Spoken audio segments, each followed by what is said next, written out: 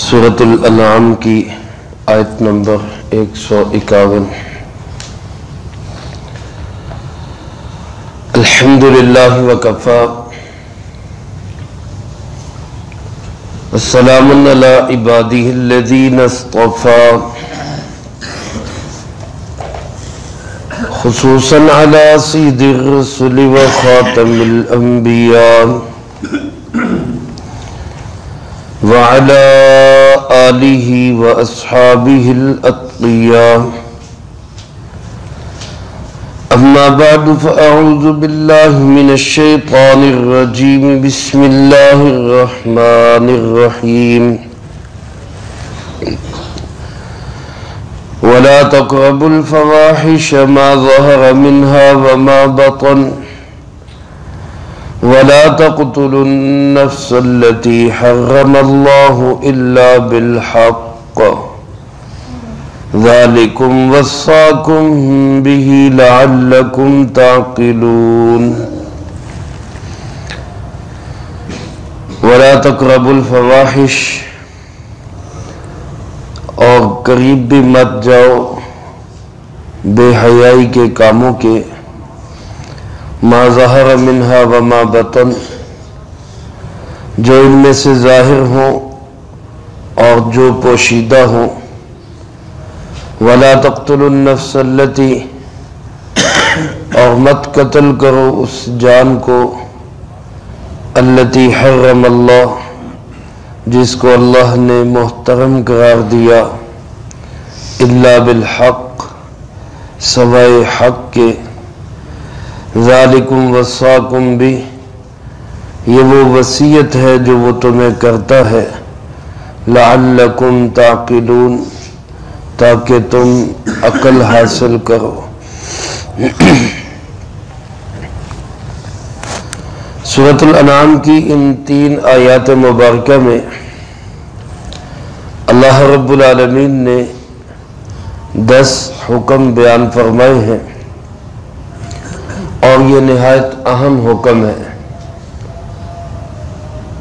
بعض روایات میں آتا ہے کہ یہ آپ علیہ الصلوۃ والسلام کی دعوت کا حصہ ہوتے تھے، یعنی جب کوئی کسی وفد سے، کسی سردار سے، کسی قوم سے آپ مخاطب ہوتے اور وہ پوچھتے کہ آپ کس چیز کی دعوت دیتے ہیں، آپ کا پیغام کیا ہے، کون سا آپ نیا کوئی پیغام لے کر آئے ہیں، تو جناب محمد کریم خاتم النبیین صلی اللہ علیہ وآلہ وسلم انہی 3 آیات کو پڑھ کے سنایا کرتے تھے اور فرماتے تھے میری دعوت یہی ہے۔ اور بعض سرداروں نے آپ کی اس دعوت کو سن کر یہ بھی انہوں نے کہا کہ یہ ایسے بہترین اخلاق کے مکارم ہیں کہ ان کی مخالفت نہیں کرنی چاہیے، کسی قوم کو بھی ان کی مخالفت نہیں کرنی چاہیے۔ یہ آپ علیہ الصلوۃ والسلام کی وہ وصیت ہے جس پہ مہر لگی ہوئی ہے۔ آپ علیہ الصلوۃ والسلام ان احکامات پر اپنے صحابہ سے بیعت لیا کرتے تھے۔ ان میں سے 3 کا ذکر گزشتہ درس میں ہو چکا کہ شرک نہیں کرنا، والدین کی نافرمانی نہیں کرنی، اور اپنی اولاد کو بالخصوص قتل نہیں کرنا۔ چوتھے کا ذکر آج فرمائے ولا تقربوا الفواحش، فواحش کے قریب بھی مت جاؤ۔ فواحش فاحشہ کی جمع ہے، اور فاحشہ کس کو کہتے ہیں؟ علماء نے لکھا ہے ہر وہ کام جو شریعت میں ناپسندیدہ ہو، ہر وہ کام جو شریعت میں ناپسندیدہ ہو وہ فاحشہ ہے۔ ہمارے ہاں عام طور پر اس لفظ کو بے حیائی یا بد کرداری کے لیے استعمال کیا جاتا ہے، وہ بھی درست ہے کہ ظاہر ہے کہ بے حیائی کے کام شریعت میں بالکل پسندیدہ نہیں ہے۔ قرآن پاک میں اسی طرح ایک جگہ کنجوسی اور بخل کو بھی فحش سے تعبیر کیا گیا ہے کہ وہ بھی شریعت میں بالکل پسندیدہ نہیں ہے. اس لیے کوئی بھی ایسا کام جو شریعت میں اللہ کو، اللہ کے محبوب جناب محمد کریم صلی اللہ علیہ وآلہ وسلم کو ناپسند ہو، اس کام کے قریب بھی مت جاؤ. خاص طور پہ جو بے حیائی کے کام ہیں، آپ علیہ السلام کی سیرت طیبہ میں آتا ہے آپ صلی اللہ علیہ وسلم نہ تو بازاروں میں شور مچاتے تھے، نہ آپ علیہ السلام فحش گو تھے، زبان مبارک کو کنٹرول میں رکھتے، نہ بازاروں میں بے حیائی کی باتیں، نہ وہاں پہ کوئی طعن و تشنیع، گالم گلوچ، اور نہ ہی کسی قسم کی بھی کوئی بازی بات، بےہودہ بات. ہمیں بھی آپ صلی اللہ علیہ وسلم کی سیرت پہ چلتے ہوئے اپنی زبانوں کی حفاظت کرنی چاہیے. تو زبان سے بھی بے حیائی کی بات نہ ہو، اور قول و فعل اور عمل سے بھی، ہاتھ سے، منہ سے، آنکھ سے، کسی بھی طرح سے بے حیائی کا کوئی ارتکاب نہ ہو. بلکہ غور فرمائے تو یہ اللہ پاک نے یہ نہیں فرمایا کہ بے حیائی نہ کرو، بلکہ فرمایا بے حیائی کے قریب بھی مت جاؤ. یعنی وہ اسباب، وہ دوائی، وہ ایسی چیزیں جن سے بندہ بے حیائی میں جا سکتا ہے، ان سے بھی بچو. اب بے پردگی ہے، مخلوط ماحول ہے، خواتین کا بے حجاب باہر نکلنا ہے. میرے عزیز دوستو، کس قدر ہم لوگ دور چلے گئے. کہاں تو ایک تھا وہ وقت بھی کہ خاتون کی آنکھیں کھولنے کا بھی مسئلہ پوچھا جاتا تھا، راستہ دیکھنے کے لیے آنکھیں کھول سکتی ہے کہ نہیں. اور کہاں یہ صورتحال ہے کہ بال بھی ننگے، بازو بھی ننگے، اور جو لباس پہنا ہوا وہ بھی ایسا. یہ سب ہم مردوں کی بھی کمزوری ہے. جیسے اکبر الہآبادی مرحوم نے وہ جملے کہے، نظر آئی کل جو بے پردہ چند بیبیاں، اکبر غیرت قومی سے زمین میں گڑ گیا. پوچھا جو ان سے تمہارا پردہ وہ کیا ہوا؟ بولی وہ کہ عقل پہ مردوں کی پڑ گیا. تو ہمیں خود ہمارے اشرافیہ کو، ہمارے حکمرانوں کو جو اسلام کا بالخصوص نام لیتے ہیں اور ایک اسلامی ملک میں ڈرامے اور فلمیں اور اس طرح کی چیزیں، اور آج کل تو اللہ معاف کرے ہاتھ میں سب کچھ، اللہ ہم سب کی سے حفاظت فرمائے. تو جتنا اپنے آپ کو ہم بچا سکے اتنا اپنے آپ کو بچانا چاہیے.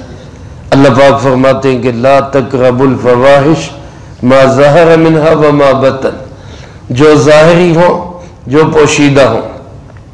یعنی ظاہری بے حیائی سے بھی بچو، چھپ کے بے حیائی کے کاموں سے بھی بچو، کیونکہ اللہ رب العالمین ہر جگہ دیکھ رہا ہے، اللہ ہر جگہ ہمارے ساتھ ہے.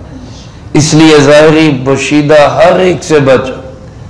بعض مفسرین کرام رحمہم اللہ نے ما ظہر منہا وما بطن کی تفسیر میں لکھا ہے کہ ظاہری تو وہ جس کو لوگ بھی سمجھے کہ بے حیائی ہے، لوگ بھی سمجھے کہ یہ غلط کام ہے، نہیں ہونا چاہیے.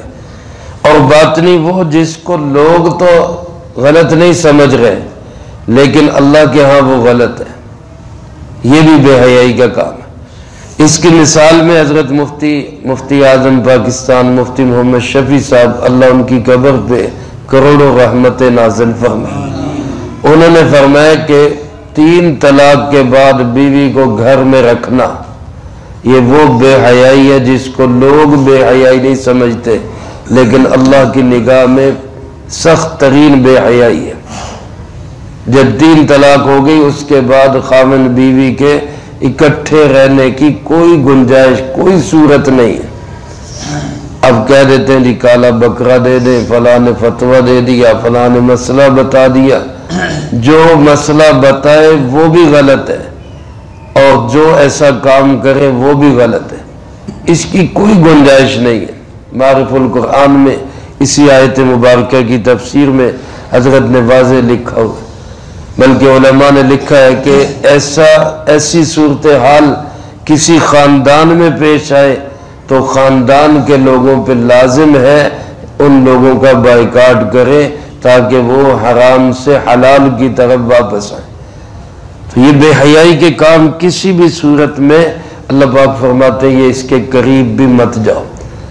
اور پانچواں حکم یہ ارشاد فرمائے وَلَا تَقْتُلُوا النَّفْسَ، کسی نفس کو قتل مت کرو، کسی جان کو، الَّتِي حَرَّمَ اللَّهُ، جس کو اللہ نے محترم قرار دیا، الا بالحق، سوائے اس کے کہ کوئی اسلام کا حق ہو، شریعت کا حق ہو۔ اور شریعت کا حق کیا ہے؟ وہ جناب محمد کریم بلند آواز سے کہہ دیں صلی اللہ علیہ وآلہ وسلم نے ایک حدیث مبارک میں ارشاد فرما دیا جس کا مفہوم یوں ہے کہ اسلام کسی بھی انسان کو جو قتل کرنے کی اجازت دیتا ہے وہ صرف 3 صورتوں میں، شادی شدہ ہو کر زنا کرے اس کو حکم ہے سنسار کر دیا جائے، ختم کر دیا جائے۔ دوسرا، کوئی کسی کو قتل کرے تو قصاص میں قتل کر دیا جائے۔ اور تیسرا یہ کہ کوئی شخص اپنے دین کو چھوڑ کر، اسلام کو چھوڑ کر مرتد ہو جائے، اس کی سزا قتل ہے۔ اس کے سوا کسی صورت میں کسی بھی مسلمان کو یا کسی بھی ذمی کو بھی، ذمی کہتے ہیں اس کافر کو جو مسلمانوں کے ملک میں مسلمانوں کی طرح رہتا ہو، جیسے ہمارے پاکستان میں بہت سارے عیسائی ہیں، ہندو ہیں اور مذاہب کے لوگ ہیں، ان کی جان، ان کا مال، ان کی عزت بھی اسی طرح محترم ہے جس طرح ایک مسلمان کی عزت محترم ہے۔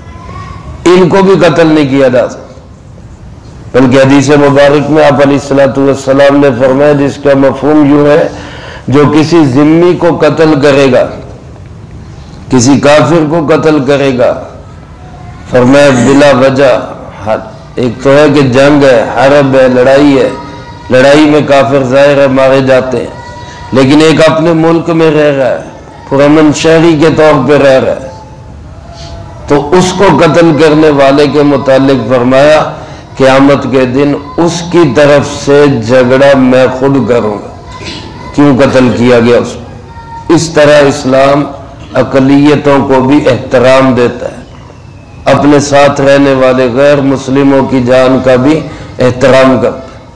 اور ایک حدیث مبارک میں فرمایا جو اس طرح کسی بھی انسان کو قتل کرے قیامت کے دن اللہ کے غضب میں ہوگا، اللہ کی ناراضگی میں ہوگا۔ تو میرے محترم دوستو، کسی بھی انسان کو ان 3 حق کے سوا قتل کرنے کی اجازت نہیں۔ حضرت سیدنا عثمان ابن عفان رضی اللہ تعالیٰ جب باغیوں اور بلوائیوں نے ان کا محاصرہ کیا اور ان کے قتل کے درپے تھے، تو وہ اپنے مکان کی چھت پہ چڑھ کے باغیوں کو مخاطب کر کے یہی 3 چیزیں انہوں نے گنوائی، کیوں مجھے قتل کرنا چاہتے؟ اسلام میں تو کسی بے گناہ کے قتل کی اجازت نہیں، سوائے اس کے کہ وہ زنا کرے شادی شدہ ہو کر۔